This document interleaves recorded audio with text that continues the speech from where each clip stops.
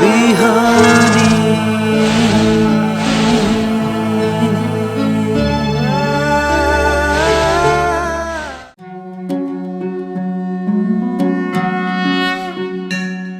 ओम स्वस्ति प्रजाभ्यः परिपालयन्तां न्याय्येन मार्गेण गतं महिषा गोब्राह्मणेभ्यः शुभमस्तु नित्यं लोकाः समस्ताः सुखिनो भवन्तु। मूकं करोति वाचालं पंगुं लंघयते गिरिं यत्कृपातमहं वन्दे परमानन्दमाधवम्। समादरणीय दर्शकवृन्द, इमेज च्यानल को शुभ बिहानी कार्यक्रम मार्फत हामी उपस्थित भइसकेका छौं। हामीले श्रीमद् भगवत गीता को बारे में निरंतर विचार विमर्श गर्दै आएका छौं।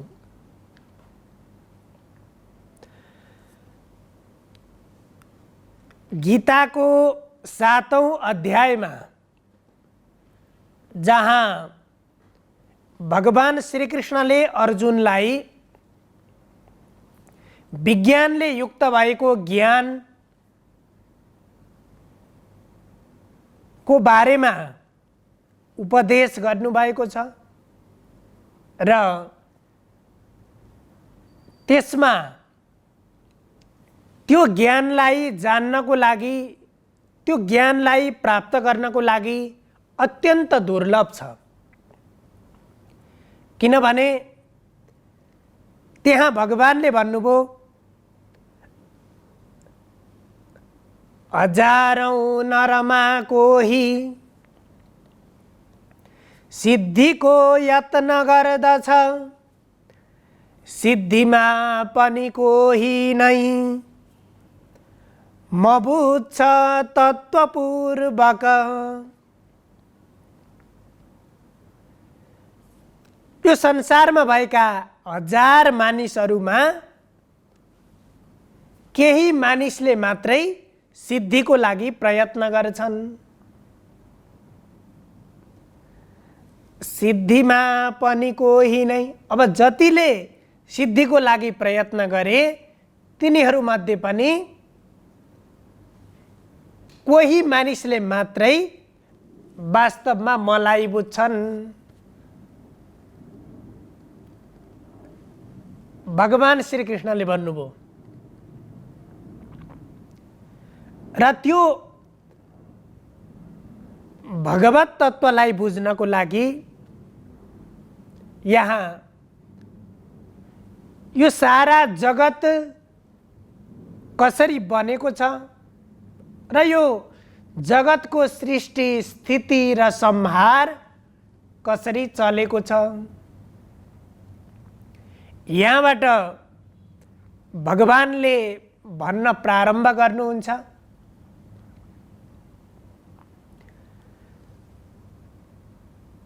यो प्रकृति दुई किसिमको छ। यो चराचर जगत हेर्दाखेरि देखिन्छ एउटा, जसलाई पराप्रकृति भनेर भनिन्छ। त्यो पराप्रकृति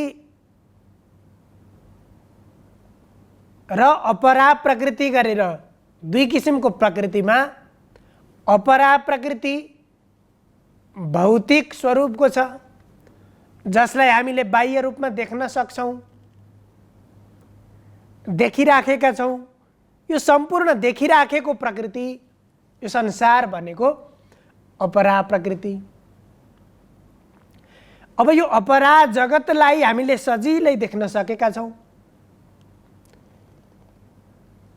यसमा 8वटा तत्त्वहरू, 8 चीजहरू मिलेर यो अपरा प्रकृति बनेको छ।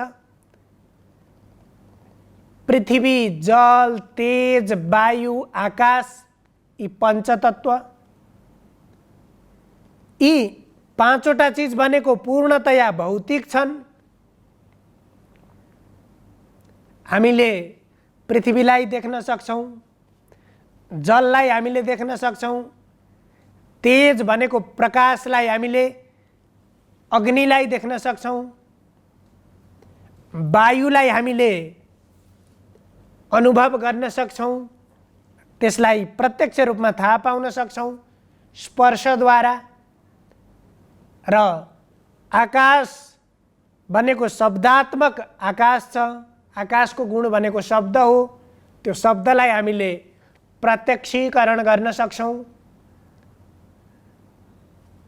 यी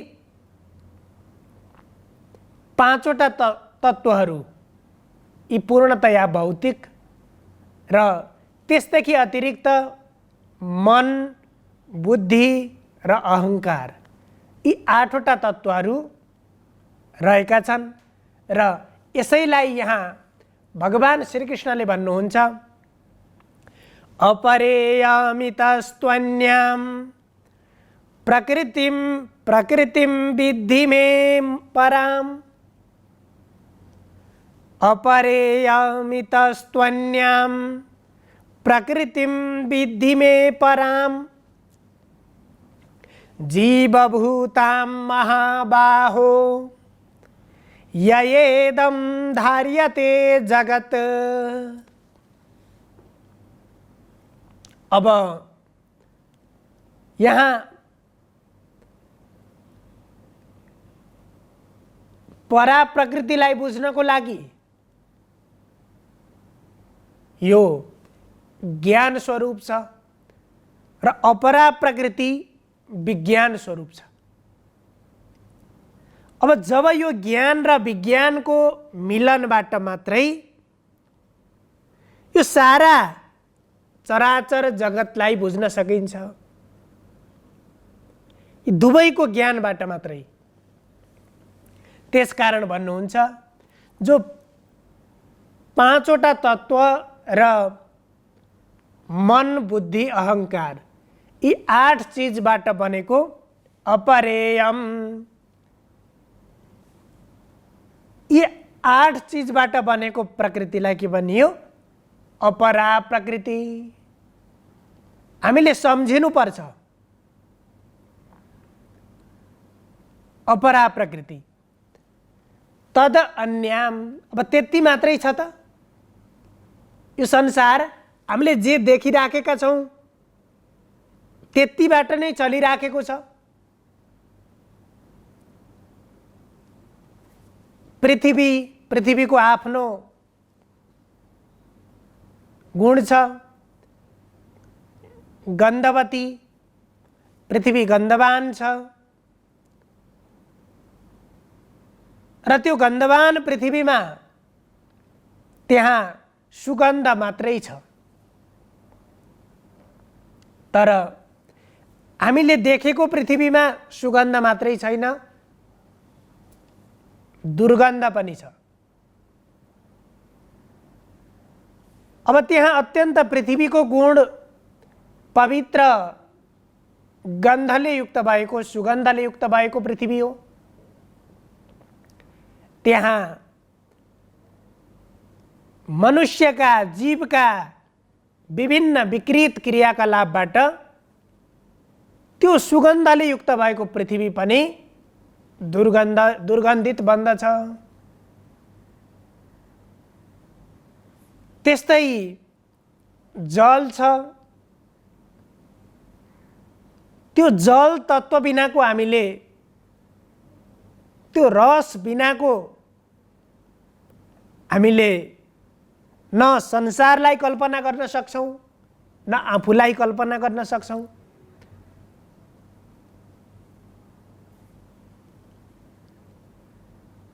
त्यस्तै गरेर त्यो जल पनि आफैमा अत्यन्त पवित्र छ। जब त्यहाँ विकृति, विकार गएर मिसिन्छ, त्यो जल पनि अपवित्र हुन्छ। त्यस्तै तेज, अग्नि,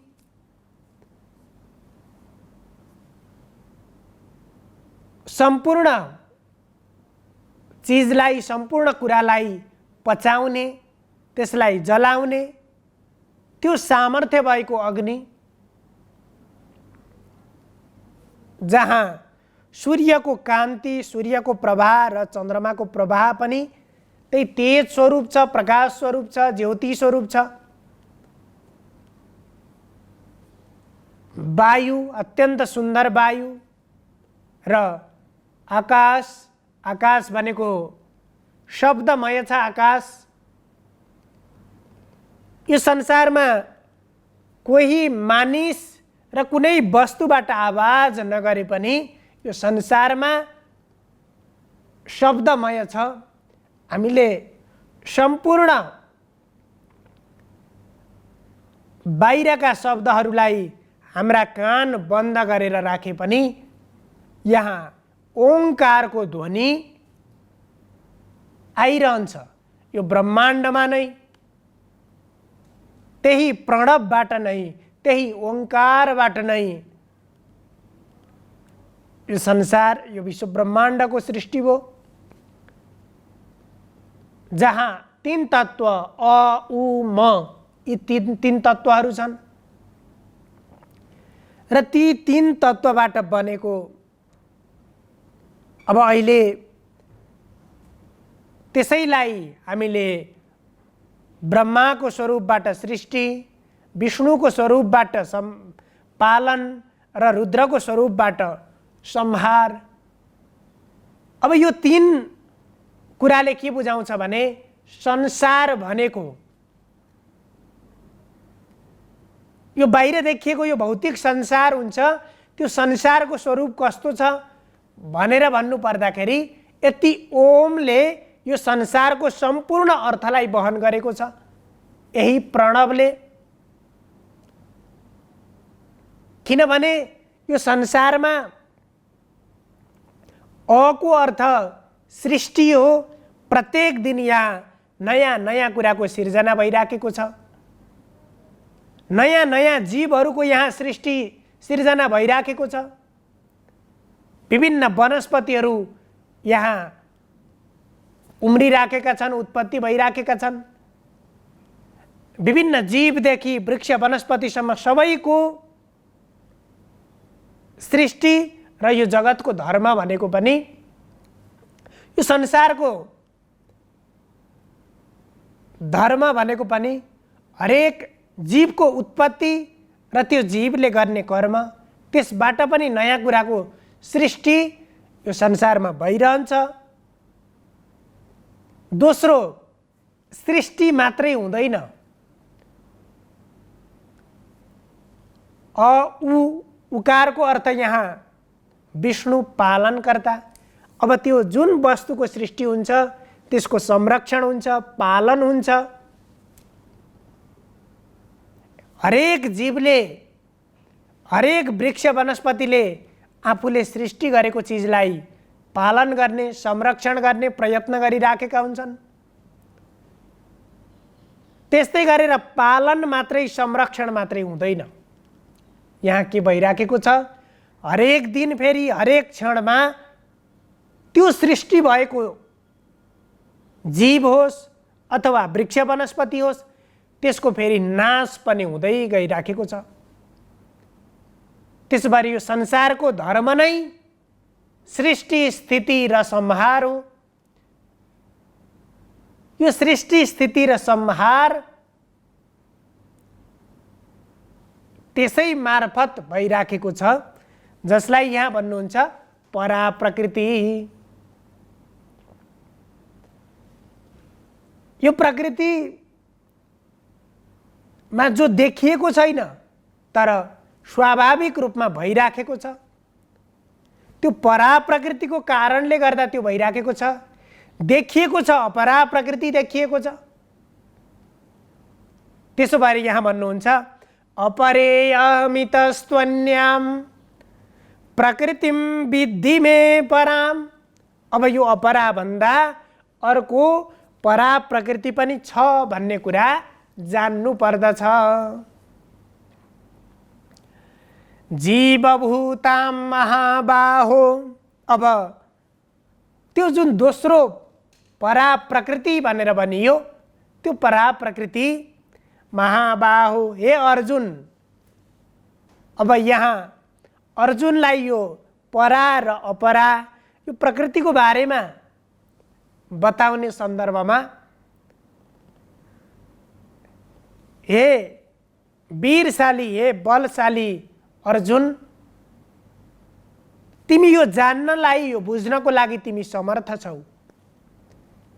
यहाँ अर्जुनको सम्बोधन, अर्जुनलाई समर्थ छौ भन्नुको मतलब हरेक मनुष्य यो पृथ्वीको बारेमा, यो प्रकृतिको बारेमा जान्नको लागि समर्थ छ। हरेक मनुष्यले यो जान्नु पर्दछ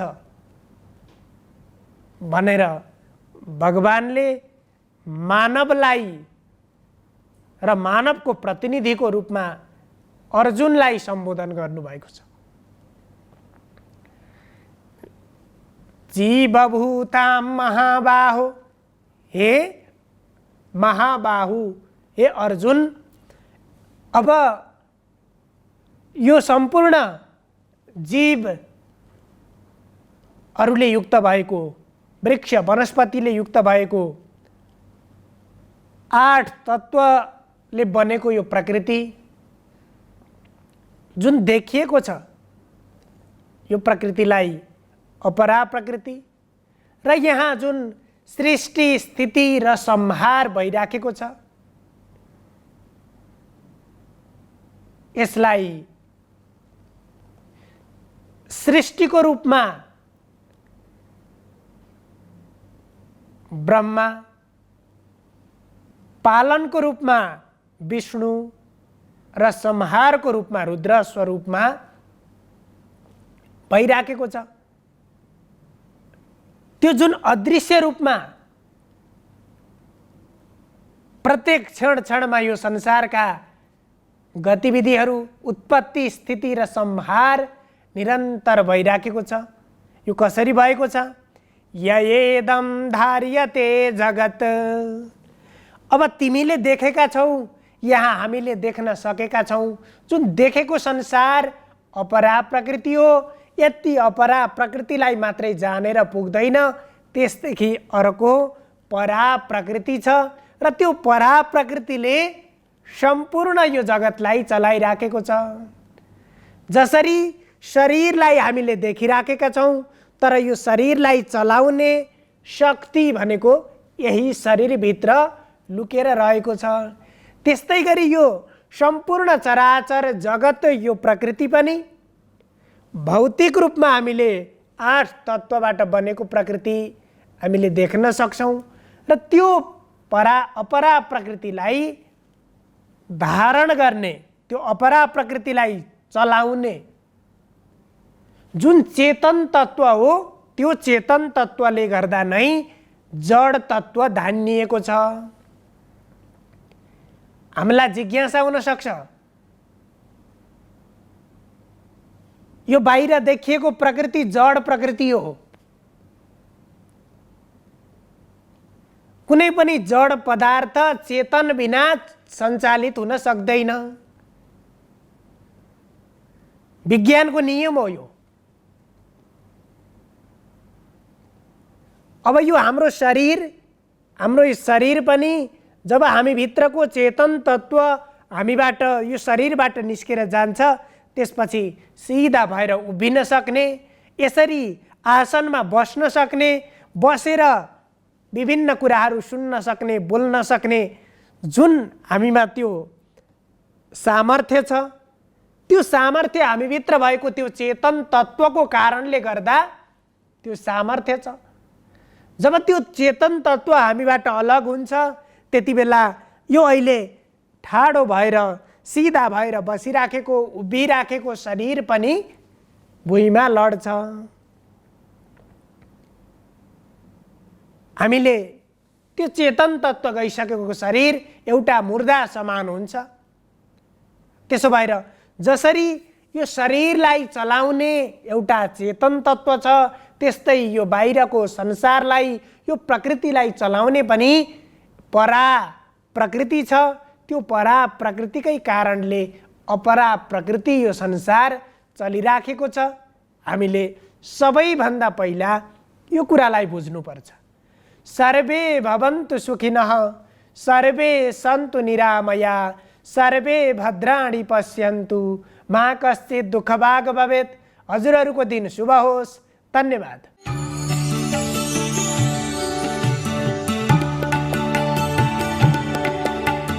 नमस्कार, तपाईको आजमा स्वागत छ। म ज्योतिष आचार्य नारायण प्रसाद भण्डारी सधैँ झैँ दैनिक पञ्चाङ्ग र राशिफलको साथमा उपस्थित भइसकेको छु। सुरु गरौँ आजको पञ्चाङ्गबाट।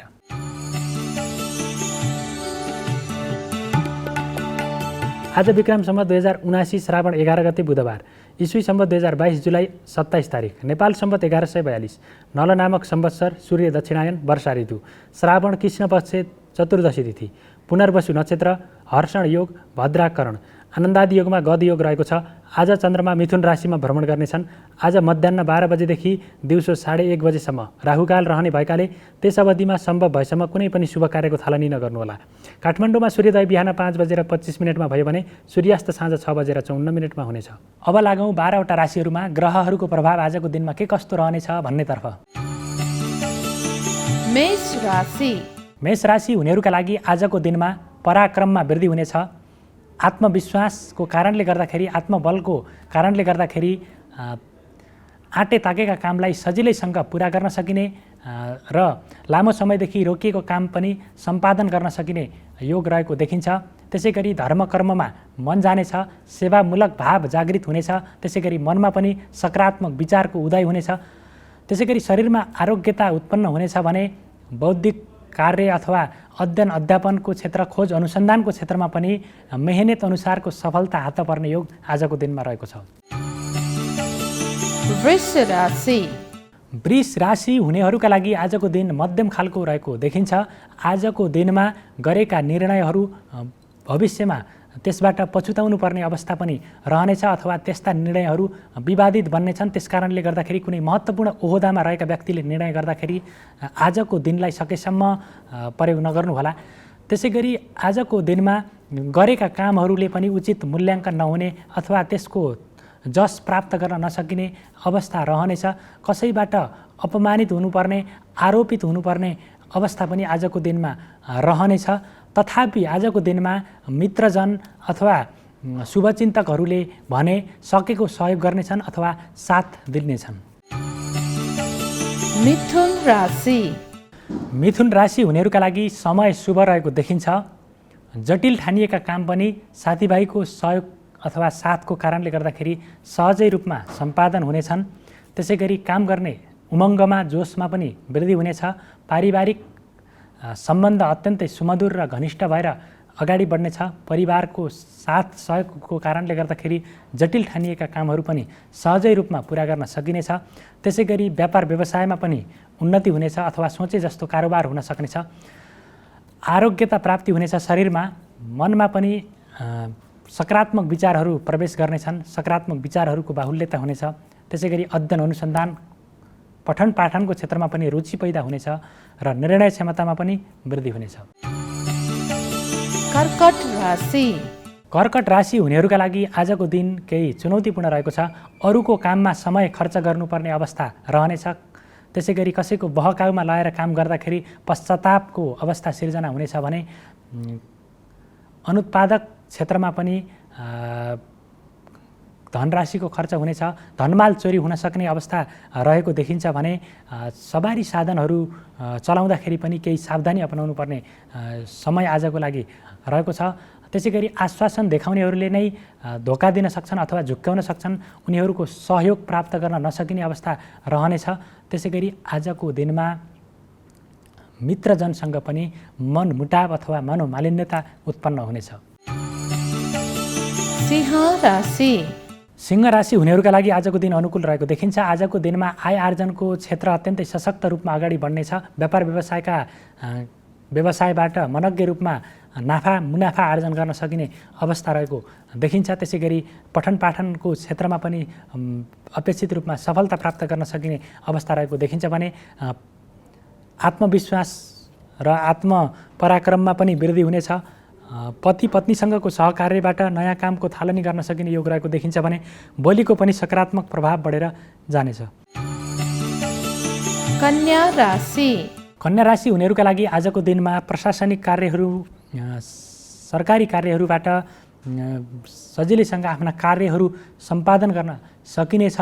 मान सम्मान प्राप्त गर्न सकिने योग रहेको देखिन्छ।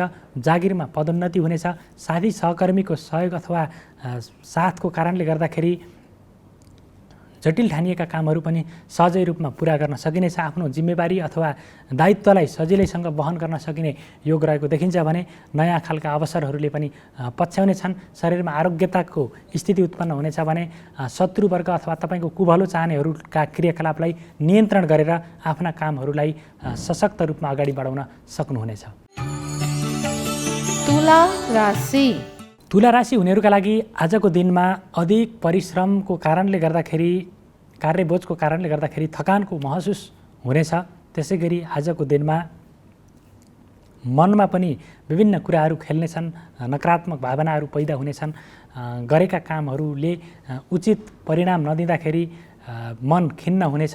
त्यसै गरी बोलीको कारणले गर्दाखेरि विवादमा परिने विभिन्न खालका मुद्दा मामिलाहरू र स्वास्थ्य समस्याहरू झेल्नुपर्ने अवस्था पनि आजको दिनमा रहेको छ। वृश्चिक राशि वृश्चिक राशि हुनेहरूका लागि सानो असमझदारीको कारणले गर्दाखेरि प्रेम जीवन दुर्घटित बन्न सक्ने अवस्था रहेको देखिन्छ। त्यसै गरी गरेका कामहरूबाट उचित मूल्याङ्कन नहुने अथवा जस प्राप्त गर्न नसकिने, कसैबाट अपमानित हुनुपर्ने, दण्डित हुनुपर्ने अवस्था पनि रहेको देखिन्छ भने अनुत्पादक क्षेत्रमा धनको खर्च हुने अवस्था रहनेछ। त्यसै गरी आजको दिनमा आत्मबलमा आत्मविश्वासमा कमी आउनेछ। भाग्यबलको कमजोर प्रभाव रहेको देखिन्छ। त्यसै गरी परिवारका सदस्यहरूमा पनि स्वास्थ्य समस्या सिर्जना हुन सक्ने र जसको कारणले गर्दाखेरि मानसिक रूपमा तनाव बेहोर्नुपर्ने अवस्था रहेको छ। धनु राशि धनु राशि हुनेहरूका लागि आजको दिन अनुकूल रहेको देखिन्छ। प्रतीक्षित नतिजाबाट उत्साह जगाउनेछ। शुभ खालका समाचारहरू सुन्दा मन अत्यन्तै फुरुङ्ग हुनेछ। त्यसै गरी मनमा पनि सकारात्मक विचारहरूको प्रवेश हुनेछ। बोलीको सकारात्मक प्रभाव बढेर जानेछ। प्रेम जीवन अत्यन्तै सुमधुर रूपमा अगाडि बढ्नेछ भने पारिवारिक जीवनमा पनि समझदारी कायम हुनेछ। त्यसै गरी आजको दिनमा आरोग्यता स्वस्थता शरीरमा प्राप्ति हुनेछ र भाग्यबलको पनि सकारात्मक प्रभाव रहेको हुनाले गर्दाखेरि आफूले गरेको प्रयत्नबाट सजिलैसँग फल प्राप्त गर्न सकिने अवस्था रहनेछ। मकर राशि मकर राशि हुनेहरूका लागि आजको दिन अनुकूल रहेको देखिन्छ। आजको दिनमा शत्रुका कदमहरूलाई नियन्त्रण गरेर उनीहरूमाथि हावी भएर आफ्ना कामलाई अगाडि बढाउन सकिने अवस्था रहेको देखिन्छ भने जटिल अथवा कठिन ठानिएका कामहरू पनि साथी सहकर्मीको कारणले गर्दाखेरि सहयोगको कारणले गर्दाखेरि सजिलैसँग पुरा गर्न सकिने अवस्था रहनेछ। निर्णय क्षमतामा वृद्धि हुनेछ। आत्मविश्वासमा बढोत्तरी हुनेछ।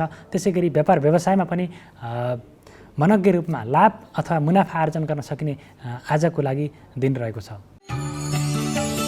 कुम्भ राशि कुम्भ राशि हुनेहरूका लागि आजको दिन मध्यम खालको रहेको देखिन्छ। पढाइमा अरुचि पैदा हुने अवस्था रहनेछ भने कुनै सानो गल्तीको कारणले गर्दाखेरि महत्त्वपूर्ण अवसरबाट वञ्चित हुनुपर्ने अवस्था पनि रहेको देखिन्छ। अनुत्पादक क्षेत्रमा धनको खर्च हुने अवस्था रहनेछ। तथापि आजको दिनमा धर्मकर्ममा मन जानेछ र रमाइलो खालको यात्राको योग पनि आजको दिनमा रहेको छ। पति पत्नीसँगको सहकार्य अथवा दाम्पत्य जीवन अत्यन्तै सुमधुर भएर अगाडि बढ्नेछ। त्यसै गरी आजको दिनमा शत्रुहरूमाथि पनि उनीहरूका कदमहरूमाथि नियन्त्रण गरेर अगाडि बढ्न सकिनेछ। मीन राशि मीन राशि हुनेहरूका लागि आजको दिन प्रतिकूल रहेको देखिन्छ। धनमाल चोरी हुन सक्ने अथवा सानो लापरवाहीको कारणले गर्दाखेरि ठुलो क्षतिको अवस्था सामना गर्नुपर्ने अवस्था रहने देखिन्छ। त्यसै गरी आगलागीको भय हुन सक्ने सम्भावना पनि रहेको देखिन्छ भने भूमि भवन वाहन आदि लगायतका क्षेत्रहरूमा क्षति अथवा नोक्सानीको अवस्था बेहोर्नुपर्ने अवस्था पनि रहनेछ। विभिन्न खालका विपत्तिहरूले घेर्नेछन् आजको दिनमा र गर्न खोजेका कामहरूमा पनि विभिन्न खालका बाधा व्यवधानहरू अवरोधहरू समस्याहरू खडा हुनेछन्। त्यसै गरी आजको दिनमा आत्मविश्वास पनि कमी हुनेछ। मनमा नकारात्मक विचारहरूको प्रश्रय हुनेछ, भरिभराइ हुनेछ। त्यसै गरी आजको दिन अनुत्पादक क्षेत्रमा धनको खर्च हुने योग पनि आजको दिनमा रहेको छ। यो त थियो तपाईँको आज अन्तर्गत रहेर 12वटा राशिहरूमा ग्रहहरूको प्रभाव के कस्तो रहनेछ भनेर संक्षिप्त रूपमा त्यसको जानकारी प्रस्तुत गऱ्यौँ। यदि तपाईँको आफ्नो जन्म नाम थाहा छैन भने पनि आफ्नो प्रचलित नामको प्रयोगबाट अथवा त्यसको आधारमा राशिफल हेर्न सक्नुहुनेछ र जहिले पनि सकारात्मक कर्म र सकारात्मक विचारका साथ कर्मप्रति कटिबद्ध भएर अगाडि बढ्नुभयो भने तपाईँका नकारात्मक फललाई पनि न्यूनीकरण गर्न सकिन्छ र सकारात्मक फललाई अझ बढोत्तरी गर्न सकिनेछ र तपाईँहरूको सबैको दिन मङ्गलमय रहोस्। म पनि बिदा हुन्छु। नमस्कार।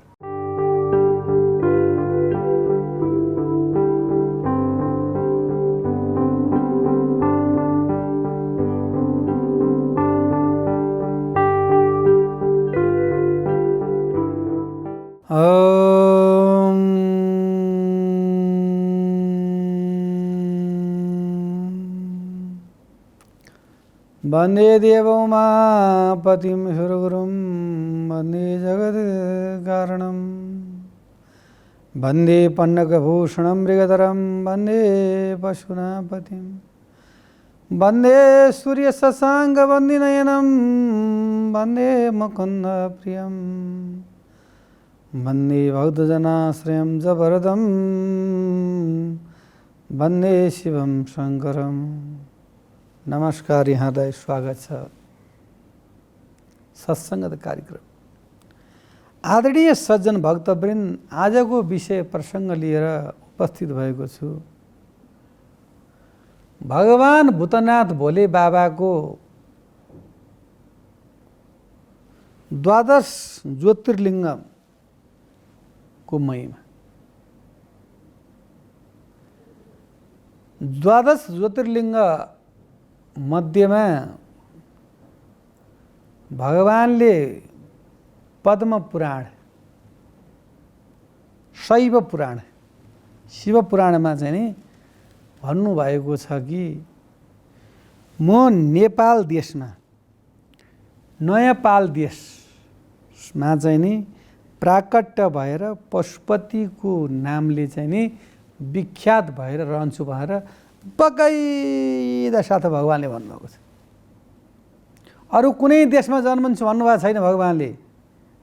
नेपाल देशमा म चाहिँ नि प्राकट्य हुनेछु। यो मेरो चाहिँ नि प्यारो भूमि हो, जहाँ अन्नपूर्ण,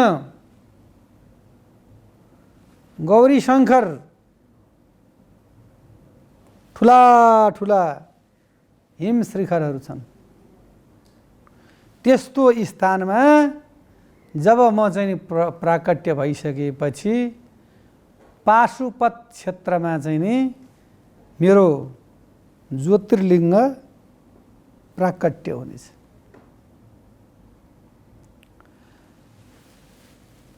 सम्पूर्ण ज्योतिर्लिङ्गमा गइसकेपछि अन्तिममा जब पाशुपत क्षेत्रमा आएपछि मात्रै 12 ज्योतिर्लिङ्ग चाहिँ नि फल प्राप्त हुँदैछ। सोमनाथ, वैद्यनाथ, त्र्यम्बकेश्वर, बद्री विशाल, द्वारिका, मल्लिकार्जुन, यी सम्पूर्ण भगवानका चाहिँ नि 12 ज्योतिर्लिङ्ग मध्येमा पाशुपत क्षेत्र भनेको चाहिँ नि त्यति उत्कृष्ट पवित्र हो, जहाँ नागमणि छ, जहाँ एकमुखे रुद्राक्ष छ।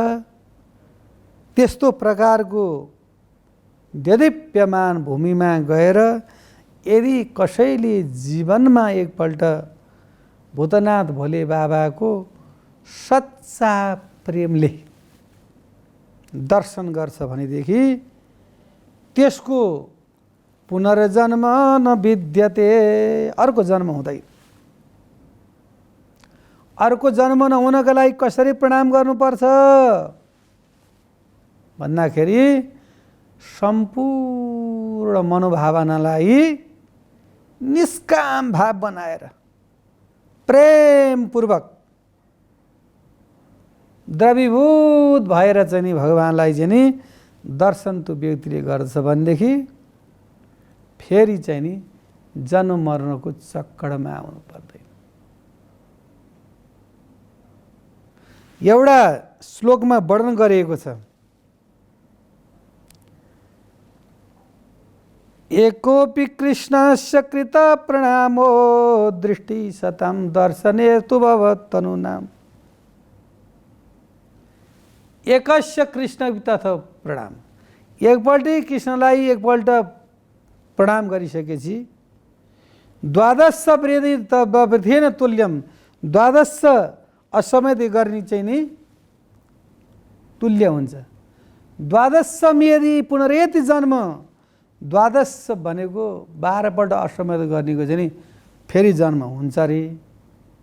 कृष्ण प्रणाम हो न पुनर्भवाय। कृष्ण भगवानलाई चाहिँ एकपल्ट चाहिँ कसैले राम्रा हृदयले यदि प्रणाम गर्छ, यदि शिवलाई प्रणाम गर्छ भने यो धराधाममा त्यो व्यक्तिले पुनः भनेको फेरि आउनु पर्दैन। भगवानको सहचरी भएर, भूतनाथका गणहरू भएर, सेवित भएर सदा सर्वदा आनन्दका साथमा रम्न बस्न पाइन्छ। तर मनुष्यलाई संसार रूपी दुःख, दारिद्र्य, अज्ञान, अविवेकले चाहिँ नि धकेलेर कहाँ पुर्याउँछ? नरकमा पुर्याइदिन्छ। अनि नरकमा पुगेपछि के हुन्छ त भन्दाखेरि ऊ नारकी योनिमा चाहिँ उसलाई चाहिँ नि रम्न थाल्छ। अनि नारकी योनिमा रमेको व्यक्ति कहिल्यै पनि शिव कृपाले चाहिँ नि शिवलोक जान सक्दैन। एउटा ज्योतिर्लिङ्गको पनि दर्शन नगरी यदि कसैको चाहिँ मृत्यु भयो भने त्यो व्यक्ति रौरव नाम गरेको नरकमा जान्छ र त्यसको मुक्ति भुक्ति भन्ने चिज केही पनि हुन पाउँदैन। मुक्ति भुक्ति हुनको लागि पितृहरूको नि आशीर्वाद चाहिन्छ। पितृहरूले जहिले पनि आफ्ना सन्तानलाई आशीर्वाद दिएका हुन्छन्। आफ्नो माता पिताले जसरी बच्चालाई चाहिँ नि रक्षा गरेर राख्नुहुन्छ त्यस्तै प्रकारका पितृले पनि हामीलाई हेर्नु भएको छ।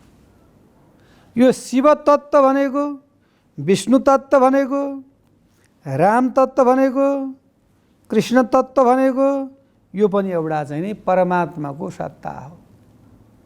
त्यो परमात्माको सत्ताद्वारा नै हाम्रो मनलाई चाहिँ नि शान्ति मार्गमा लैदिन्छ। मैले व्रत बसे के हुन्छ हजुर? व्रत बसे धर्म हुन्छ, शान्ति मिल्छ, सुख हुन्छ, बालबच्चालाई राम्रो हुन्छ, श्रीमान हजुरलाई राम्रो हुन्छ। शिवजीको व्रत बस्नै पर्छ। त्यसरी बस्यो भने के त उसलाई मनमा शान्ति भने आत्मा शिवजीको व्रत बसेको छ, कति खुसीको दिन, कति सुख शान्ति समृद्धि छ। मतलब गाह्रो पनि भएको छैन, कष्ट पनि भएको छैन। किन? उसले त्यो उसको मन तन्मय भएर शिव तत्त्वमा जोडेको छ। त्यहाँ एउटा भाइब्रेसन आउँछ, शिव तत्त्वको भाइब्रेसन आउँछ। भन्नुहुन्थ्यो गुरुहरूले, ध्यानमा बस्नुपर्छ बाबुहरू, शिव तत्त्वको चाहिँ नि ध्यान हुन्छ, त्यो हुन्छ। अनि त्यो आइसकेपछि त त्यहाँबाट कृपा हुन्छ भन्नुहुन्थ्यो। अब कहाँ शिवजी आउनुहुन्छ होला जस्तो लाग्थ्यो। पछि त्यस्तै ध्यानमा बस्दै बस्दै बस्दै जाँदा त्यहाँबाट माथिबाटै आउँदो रहेछ टक्क तो तो तो तो तो निलो निलो निलो ठ्याक्क दिमागमा आइसकेपछि अनि आनन्द प्राप्त हुन्छ। कहाँ छु म, के गर्दैछु, कसैको हल्ला खल्ला पनि थाहा छैन। भोक प्यास, शरीरमा कुनै चाप अप्ठ्यारो पनि महसुस हुँदैन। त्यो शिव तत्त्व, गुरुको कृपाको तत्त्व, राम कृपा, कृष्ण कृपा भइसकेपछि मात्रै व्यक्ति चाहिँ नि के त भन्दाखेरि मानवमा परिवर्तन हुँदो रहेछ। मानव भएर कपडा लाउँदैमा, सेन्ट छर्दैमा, 2-4 पैसा कमाउँदैमा मानव हुँदैन। मानवताको त्यो भित्री तत्त्व तन्मयता हुनुपर्छ मानवले। त्यो कहाँबाट प्राप्त गर्छ? त्यो प्राप्त गर्ने भनेको नै शिव तत्त्व रहेछ। शिव तत्त्व जब हाम्रो शरीरमा हुन्छ अनि हामीलाई चाहिँ नि निर्विकार, निर्विकल्प, त्यो सम्पूर्ण विवेक, त्यो चिज छ नि, त्यो हामीलाई चाहिँ नि तम अन्धकार छ नि, त्यसलाई चाहिँ नि पर्दाफास हटाइदिन्छ अनि हामीलाई के हुन्छ समदृष्टि समभाव आउने रहेछ।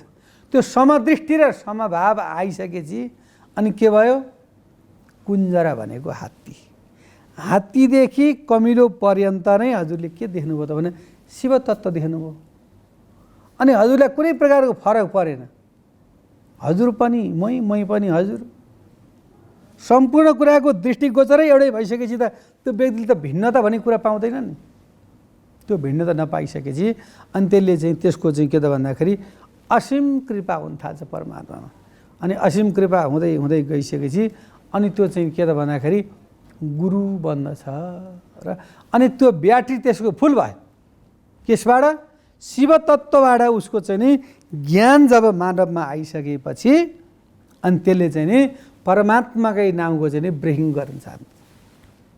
जसलाई दुःख छ, दारिद्रता छ, कष्ट छ, अनेक प्रकारको चिन्तित व्यक्तिलाई अनि त्यो व्यक्तिले चाहिँ नि त्यो शिव तत्त्वबाट फुल भएको व्यक्तिले अनि उसलाई ज्ञान दिन थाल्छ।